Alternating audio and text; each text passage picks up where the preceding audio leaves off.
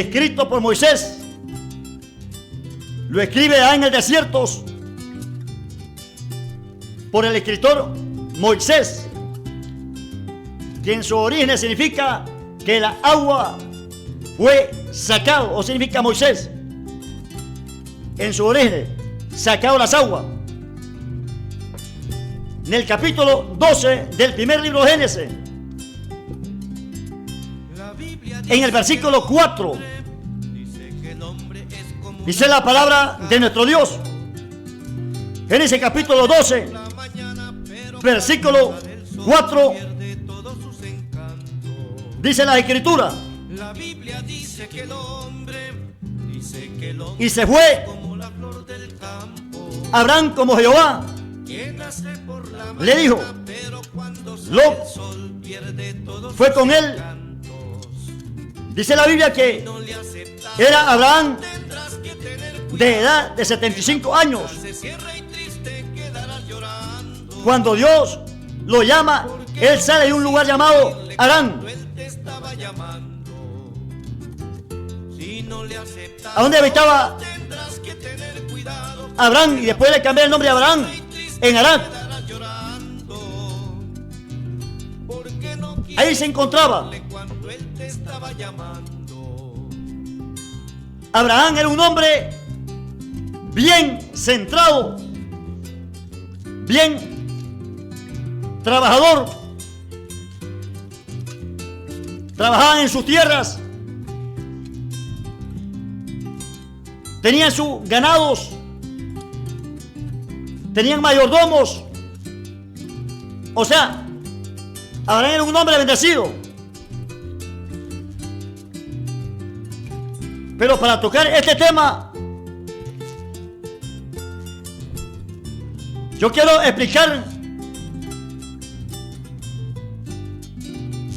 que cuando nació Abraham, según la promesa de Abraham en la genealogía del libro de Génesis, del capítulo 11, del verso 10, verso 26, se establece que Abraham nació años después del diluvio. Ahí nace el padre Abraham. Años después de que se da el diluvio, él nace allá por el año 1948. Años después, es decir, de cuando Adán. Esto indica que entonces Abraham, él nació en el año 1950, antes del nacimiento de Cristo a Israel o Jerusalén. Antes, en el año 1950, nace el padre Abraham. Hay un antes. Del libro de Génesis, del capítulo 12, del versículo 4, aprendemos que Abraham, cuando Dios lo llama, tenía, dice la Biblia, 75 años. Cuando él recibe la promesa de Dios que se le conoce, este es un pacto entre Dios con Abraham, se le conoce como el pacto abramáticos. El pacto abramáticos. Esto significa que la promesa se hizo en el año 1875, antes del nacimiento del Mesías. En el libro de el Éxodo habla acerca de Israel, cuando los israelitas estuvieron pasando una prueba esclavizados. El libro del Éxodo. Pero en el libro de Génesis, del capítulo 12, en el 50, nos da la revelación acerca de la información, acerca de los descendientes de Abraham, los hijos de Jacob, el nieto de Abraham. cuando se trasladaron de Egipto a donde fueron eventualmente esclavizados por mano de los egipcios. ¿A dónde está eso? Está escrito en el libro del Éxodo. Éxodo capítulo 1, del 1 en adelante. Entonces, Dios los manda a librarlos de la esclavitud por mano de Moisés. El apóstol Pablo nos dice que ese pueblo pasó un periodo, una prueba de tiempos y años, 430 años, desde la promesa de Abraham hasta la entregada de la ley. En Gálatas capítulo 3, verso 17, entonces es colocada cuando en el libro del Éxodo, el libro del Éxodo, Moisés lo escribe en el año 1450 antes del nacimiento de Cristo, o sea, años después de cuando Adán, vamos hermanos, años después, en el cuarto reinado del rey Salomón. Salomón fue el tercer rey, según la Biblia lo explica y lo enseña, que gobernó, dirigió a Israel. Después de su padre David, el rey Saúl, que fue el primer rey, primer libro de Reyes, capítulo 6, verso 1, se nos dice que entonces habían pasado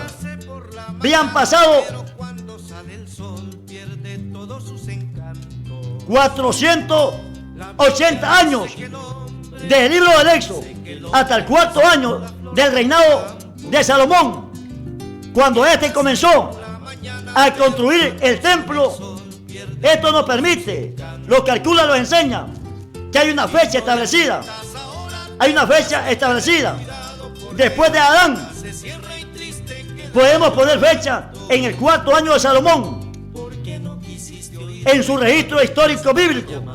Esto nos permite establecer que la fecha mencionada previamente para el libro del Éxodo, la promesa de Abraham, el diluvio de Noé, Adán, el hombre que ha sido obligado por los descubrimientos arqueológicos y afectados, hermanos, en los últimos 100 años, hace algunos ajustes que las fechas a los años antes de Cristo, o sea, antes del nacimiento de Jesús a Israel, el Mesías.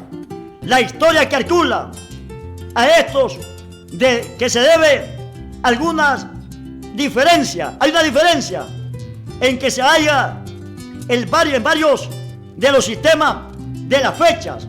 Hay una fecha. ¿Cuándo? Está la fecha establecida de la caída del reino del norte. La caída del reino del norte en el reinado del rey Salomón. Hermanos y amigos, cuando Salomón, entonces el reino se divide. Cuando se divide, entonces nacen dos naciones, conocido como el reino del norte, Israel, y el reino del sur, allá en la zona donde está Palestina, ubicados. Estos reinos se dividen. ¿Quiénes desviaron la mirada y el corazón del rey de Salomón?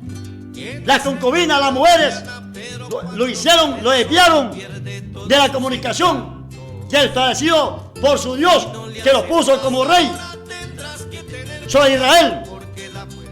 ¿Qué cosa usted lo puede desviar? Y a mí. Hay mucho peligro en la vida del cristiano, pero estoy hablando de la vida en cristianos que realmente han tomado las cosas en serio y han puesto la palabra en práctica. Porque si hablamos de cristianos, hoy a todo el mundo le dicen cristianos o le dicen siervos. En aquel tiempo la palabra cristiano, cuando Cristo nace en Israel, no era cualquiera que le decían cristianos. Cuando usted ve el libro de los Hechos, en el capítulo 11, en el verso 26, allá en Antioquía, cuando esa puerta se abrió para que el apóstol Pedro y los profetas fueran a evangelizar a ese lugar de Antioquía, llevaran la noticia de salvación a los perdidos y llevaran el poder sanador de Cristo en el Espíritu para ir a hacer sanidades, maravillas, prodigios, señales en ese lugar. En el versículo 26 de Hechos 11 se dice que hasta entonces, por primera vez, dice la Biblia, se le llamó cristiano, el nombre cristiano a esas personas. Entonces no era cualquiera. A los profetas lo conocían como el camino. ¿Por qué? ¿Por qué piensa que usted, que Cristo usó la palabra camino? Porque el Señor, cuando habla en el Espíritu. Miren el Espíritu, porque en el Espíritu no hace las cosas a lo loco. Lo hace realmente como está escrito en la palabra. Porque en ese entonces, la ley romana, que representa al imperio musulmano, al cuarto reino, cuando Daniel profetizó, allá en Daniel 7, del versículo 17 en adelante, Daniel habló del cuarto reino, de la cuarta bestia. También habló de las tuotas, de las imágenes, que representaba el cuarto reino de Israel, como Roma, el imperio romano, que representaba al imperio, al reino de hierro de barro cocido. Entonces establecieron ellos una ley acerca de la ley de los caminos. Por eso habían problemas entre samaritanos con israelitas, porque si de Israel querían venir por el camino, por la trocha, a Samaria, tenían que tener problemas, muchos problemas. Había muchas discordias, cosas perversas entre ellos mismos. Entonces Cristo usó la palabra camino y le dijo en San Juan 14:6, se lo dio la profeta. No dice la Biblia que le dijo ustedes son el camino. No, él mencionó del nombre de él mismo, del gran yo soy. Él le dijo, yo soy el camino, la verdad y la vida, dice. Y dio otra cosa, que nadie va al Padre. ¿Y dónde estaba el Padre?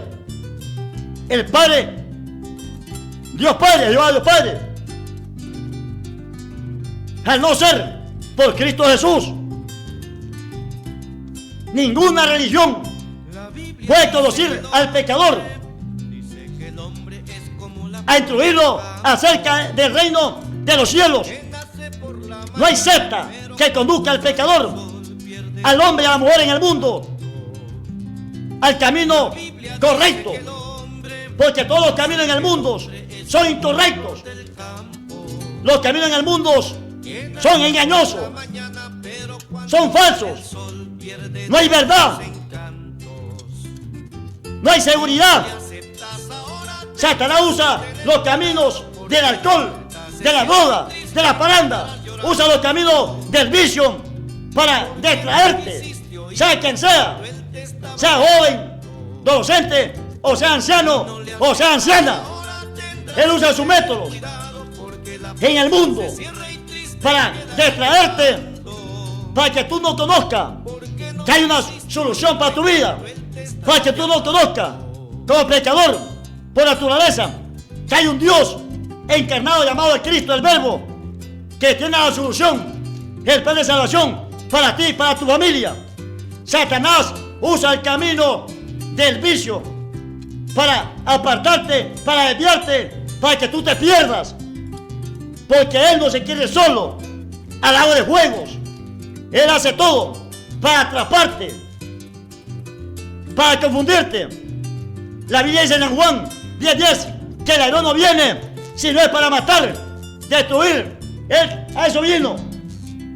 Pero Cristo te ofrece el plan de salvación, la vida eterna. Mi Cristo poderoso, maravilloso. Que entonces hay un tiempo, hay eventos que se han dado, profecías bíblicas, proféticas, de la caída de Adán, de la caída del primer hombre llamado Adán. Hermanos,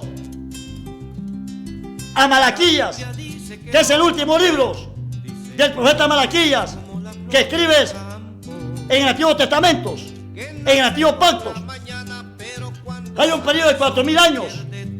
Entonces, cuando fue a la ley La ley fue dada allá 2500 años, cuando Dios tiene que llamar a Moisés. Pero Moisés paga el precio. Trepó, dice la Biblia, dijo que trepara al lugar, al monte de los olivos. Allá dice la palabra que estuvo 40 días y 40 noches en la presencia con Dios. Dios le dio la tabla de la ley para que la escribiera en piedra, para que se le explicara al mismo pueblo de Israel. Porque ese ha sido un problema, que Israel, aunque conoce a Dios, nunca ha querido sujetarse a la perfecta voluntad de su Dios, de Jehová Dios, de la Almighty, mi Señor. Dios les puso reyes. También en esos tiempos, también hubieron reyes muy especiales que gobernaron a Israel, que lo sacaron adelante, que le enseñaron el camino. Pero también hubieron reyes, lamentablemente reyes, que se dejaron convencer por el engaño de los enemigos. Ahí está la historia del rey Acá, un hombre que fue rey, que Jehová Dios lo puso y se apartó de la verdad.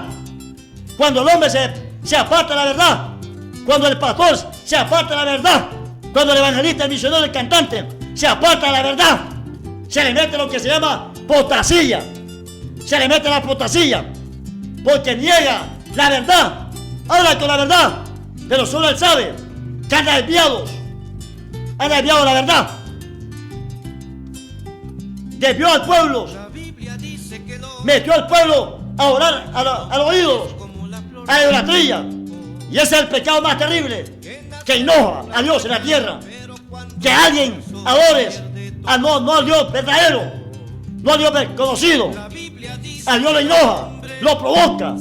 Siempre el pecado, la desobediencia al hombre en la tierra ha hecho que Dios se enoje contra él. No porque Dios es bueno, amoroso y misericordioso. Dios en su plan establece el plan de salvación para salvar a los pecadores. Entonces hay una fecha establecida. Entonces el padre Abraham, en el capítulo de Génesis, capítulo 12, Dios lo llama con el propósito de que él obedezca al mandamiento de la palabra de su Dios, y lo llama de 75 años. ¿Dónde estaba en un lugar llamado Harán? ¿Por qué Dios lo llama? Porque Abraham estaba en la tierra donde había mucho idolatría, mucha santería, muchas cosas perversas, de que a Dios no le agradaba. Entonces a Dios le establece llamar a Abraham y tiene que sacarlo de ese lugar. Qué lindo es a un lugar donde uno conoce, donde alguien está esperando. Pero Dios llamó a Abraham sin conocer. Por eso se le conoce como el padre de la fe, dice la palabra, porque salió al llamado, obedeció sin saber a dónde iba. También dice la palabra que Sarai, que era mi prima y esposa de Abraham, lo siguió. Son las mujeres candidatas buenas, que honra, que siguen a su marido en el ministerio, que lo siguen en el trabajo. Esas son las mujeres buenas, que cuando miran que su esposo, hermanos, está pasando pruebas, no lo deja, sino que lo impulsa, lo anima, ora por él, lo impulsa a querer más en Dios, o viceversa, o el esposo también. Dice la Biblia que Sarai lo siguió. También lo siguió, dice, este varón llamado Lot, que era sobrino de Abraham, porque Abraham tenía un hermano llamado Nacor. Eran por descendencia. Y Dios llama a Abraham con el propósito para establecer un pacto nuevo, para establecer una nación, un pueblo llamado Israel. Israel, el pueblo de Dios, escogido de Dios. Entonces, cuando Salomón, en sus 4 reinados, Amados hermanos, se da entonces la división, porque las mujeres y las concubinas desviaron de la mirada del corazón a Salomón. Nosotros tenemos que tener muchos cuidados de que no nos desvíe nuestras emociones, de que no nos desvíe la fama, de que no nos desvíes, bueno, hermanos, algunas cosas de que a Dios no le agrada. Porque el ser hijo de Dios no solo significa de que hayamos levantado la mano. No, hay muchos requisitos para ser hijo de Dios. Dios te va a probar, va a ir a la prueba, se ha llamado a ministerios, te va a meter al desierto para probarte qué es lo que hay en tu corazón y en mi corazón. Cuando tú has probado, has pasado la prueba, la lucha con el diablo, con los brujos, con las dificultades, con la lucha, con todo. Hasta entonces Dios te suelta el ministerio, te suelta lo que te va a dar. De lo contrario, no te puede dar mientras tú no seas probado, porque lo de Dios cuesta. Para llamarse siervo cuesta, no es fácilmente. Entonces se divide el reinado de Salomón, se divide como el reino del norte. Después de la muerte de Salomón, Israel se dividió en dos reinos. El uno se le conoció como el reino del norte, llamado Israel. Al otro se le conoció como el reino del sur, llamado Judea. En el reino del norte, el reino del norte cayó por mano del imperio asirio. ¿Cuándo cayó? Cayó en el año 721 antes de Cristo, su nacimiento de Jerusalén. Entonces dejó de ser reino. ¿Cuándo cayó el imperio del sur? El imperio del sur cayó, amados hermanos. Cayó. El imperio del sur cayó en manos del imperio babilónico en el año 586 antes de Cristo. Fue por 70 años antes de que los israelitas entonces pudieran regresar a su tierra en el año 516, para que entonces se cumpliera la profecía de Isaías del nacimiento del Mesías de Cristo. El sistema de la fecha, hay un antes y hay un después.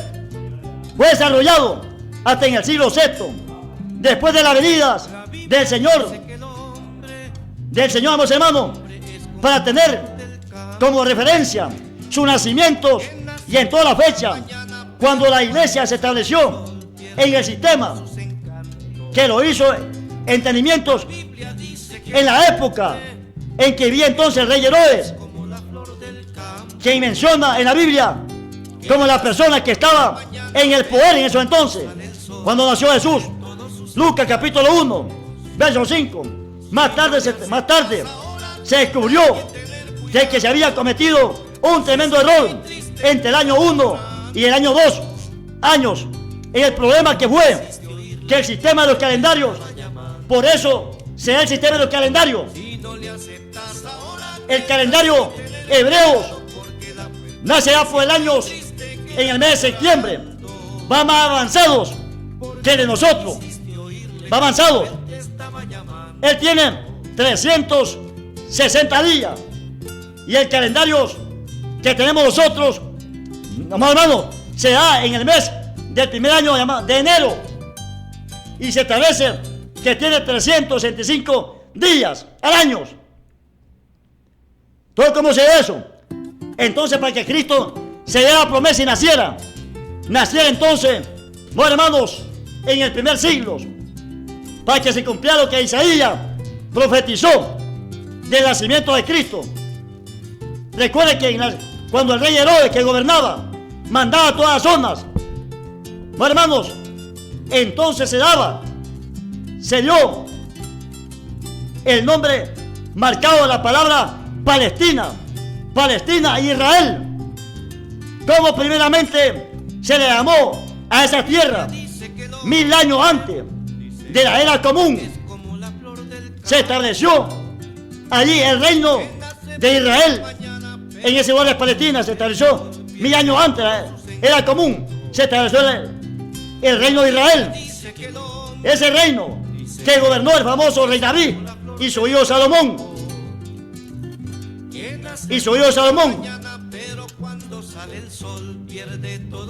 O el rey Salomón. Entonces, de hecho, cuando se estableció las estelas de Merlanda, entonces hay unas estelas en el año 1210, antes de la era común. Entonces menciona al pueblo de Israel. Desde entonces, cuando surgieron el pueblo Palestina, no, hermanos, ¿quién le puso a esas tierras palestinas? El emperador Adriano impulsó a los hebreos, a los judíos que estaban en ese entonces, conocido como el reino de Judea, en esa zona. ¿Qué significa entonces? Ese nombre Palestina viene de la palabra latín que significa Filistea, y les puso Palestina. Desde entonces hasta hoy hay conflicto, hay guerra, enemistades en esos pueblos, en otros reinos. Por eso Cristo ha establecido una fecha del retorno de Cristo, para entonces venir a poner las cosas en orden a estos pueblos, a esos lugares.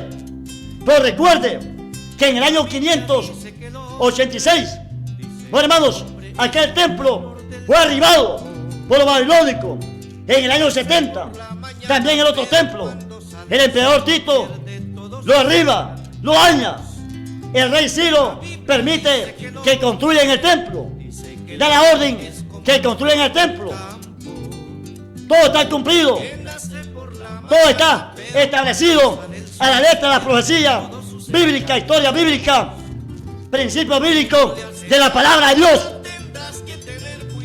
Y cuando Cristo nace, bueno, hermanos, se dan la mejor noticia, que trae la noticia de la salvación, el perdón de nuestros pecados. El que tiene autoridad para salvar, para libertar, el que tiene la unción y el poder para hacer sanidades, el que arranca cosas cuando el diablo hace cosas terribles. Ahí llega Dios en el Espíritu Santo, conocido como el Consolador, el que te consuela, me consuela en las pruebas difíciles, en la lucha. Él da testimonio, el Espíritu, de las cosas de la tierra. Dios estableció su pueblo, la iglesia y la tierra, para que llevemos ese evangelio. Fue la promesa del plan, por lo que Dios dejó a la iglesia en la tierra, para que fueran por las casas, fueran por las calles, por los caminos, por los vallados, a evangelizar, a llevar la palabra. Y lo mandó que fueran a sanar a los enfermos, a libertar a los cautivos, a romper los yugos, a romper las cadenas que el enemigo tiene confundidos a miles, millones de personas. A eso Dios estableció su pueblo, la iglesia. Hoy la iglesia se ha vuelto conformista. Por eso Dios permitió en aquel tiempo, cuando la iglesia se le dio la orden de que fueran a ir a ser discípulos a todos lados, fueran testigos, como dicen Hechos 1:8. La iglesia había crecido grandemente hasta llegar a tener 12,000 miembros cristianos, pero se había metido el conformismo. Entonces Dios permitió que se diera la persecución del famoso Saulo de Tarso. 100 años antes de haberse establecido la iglesia, se había ese pedido de persecución, para que entonces ellos salieran y fueran a llevar el mensaje, fueran por las plazas, por los caminos, salvando a las personas, rescatándolos de la muerte, levantando al que estaba caído, sanando a los enfermos, libertando endemoniados, libertando locos de mentales, de problemas mentales, haciendo cosas grandes, maravillas. Pablo explica en la primera carta a los tesalonicenses, capítulo 5, ya por el verso 18, Pablo dice que la voluntad de Dios es dar gracia. De gracia recibiste, demos a Dios de gracia. ¿Y cuál es la gracia? La gracia que tú y yo recibimos el plan de salvación. No lo merecíamos, la recibimos. Hoy tenemos que compartir. Hoy tenemos que ir casa por casa. Hoy tenemos que llevar la palabra. Hoy más que nunca. Porque los tiempos se mueven y son peligrosos. Hay vientos contrarios. Pero cuando Dios tenga el asunto, aunque la barca se hunde, no se hundirá. Porque el que está en la barca se llama el Rey de Reyes, Señor de Señores, el poderoso Israel, al que rompe los yugos, al que vino para pisotear la cabeza al diablo y a sus demonios. Hace la gloria, la alabanza. Hace Cristo maravilloso, que cuando hay problema, Él llega y calma el problema. Él destruye cual gigante sea, porque Dios es poderoso, es maravilloso. Señores, señores, tú te enfermo, Él te sana. No importa lo que el médico te digo que tú tienes. Te sientes solo. Tus amigos te abandonaron, te despreciaron, te rechazaron. Te presento a un Cristo maravilloso, de amor, de misericordia, que te dice: ven, ven, hijos míos, dame tu corazón. Él quiere cambiarte. Tú quieres cambiar, de veras. Tú ya no quieres seguir tomando licor, droga, en las pandillas, en las maras. Tú quieres salir de la maldad, de la brujería. Tú que practicas los cultismos, quieres salir de esa basura del diablo. Yo te invito, recíbalo. Pero tienes que quemar los libros, porque en los tiempos de la iglesia primitiva muchos brujos se convirtieron, pero los libros los quemaron. Eran libros caros. Hoy la gente quiere buscar de Dios, pero no quieren botar toda la basura del diablo, cochinada, que todavía practican y están dentro de la iglesia. Son líderes, están dentro de la iglesia, pasan al altar, contaminan la obra de Dios, porque no se la ha descubierto. Porque para descubrirlo tiene que haber un discernimiento en la profecía bíblica, en la visión, en la revelación. Y eso contamina la obra de Dios. Tarde o temprano Dios va a tener que poner la disciplina. Pero si tú quieres cambiar, yo te invito que lo recibas.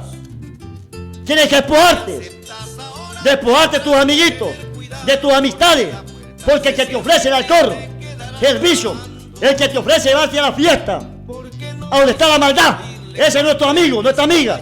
Sea el diablo disfrazado para dañar tu vida, para dañar a tu familia. Te ofrezco al mejor amigo, mi compañero, Cristo Jesús, mi Salvador, mi médico, al Espíritu de Jehová, aquel que dio Cristo, allá en Isaías 71, el Espíritu del Señor está sobre mí, por tanto me ha ungido, me ha enviado a la buena nueva de salvación, a los abatidos, a los quebrantados del corazón, a proclamar el año de libertad, a libertad a los que están en las cárceles. También lo confirma la palabra, Lucas 4:18, lo mismo dice: el Espíritu del Señor está sobre mí, de aquel que caminó en las aguas, que dependió no de él, sino del Espíritu. De él te estoy hablando, te estoy predicando. De cuando tú te sientes desanimado, cuando estás oprimido, cuando las pruebas te han hecho llorar, cuando todo el mundo te ha abandonado, te ha despreciado, te ha rechazado. Él te tiene la mano y te quiere ayudar. Permítele que entre en tu corazón. Recíbalo, acéptalo, reconcíliate. Dale su vida al Señor. Dale espalda al mundo. Dale espalda a los malos. Acepta lo bueno.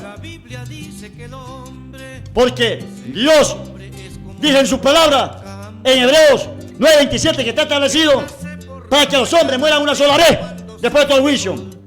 Pero para eso Dios, 2000 años, mandó al libertador que nació en Jerusalén, en Israel, llamado el Mesías, el Cristo maravilloso.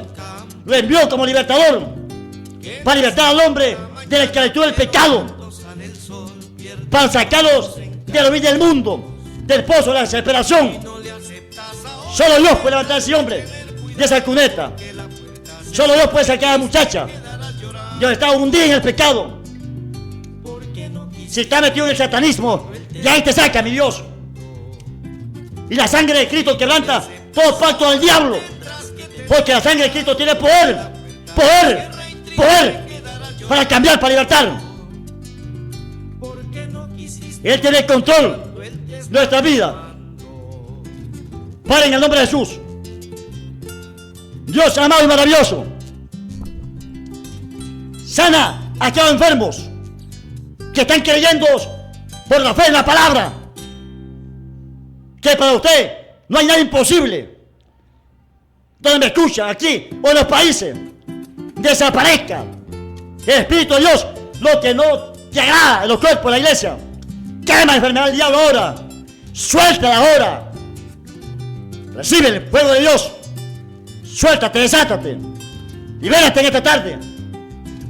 Tu mujer que tiene tu mente turbada, o ese brujo, ese hombre que tiene estar confundida, suéltate, solo crea por la palabra, que ahí está la unción, ahí está el fuego, Él te libera, recibe sanidad, recibe el impacto de Dios, Él te libera, Él limpia tu casa, Él bendice tu trabajo, tu negocio, Él cuida a tus hijos en los países allá.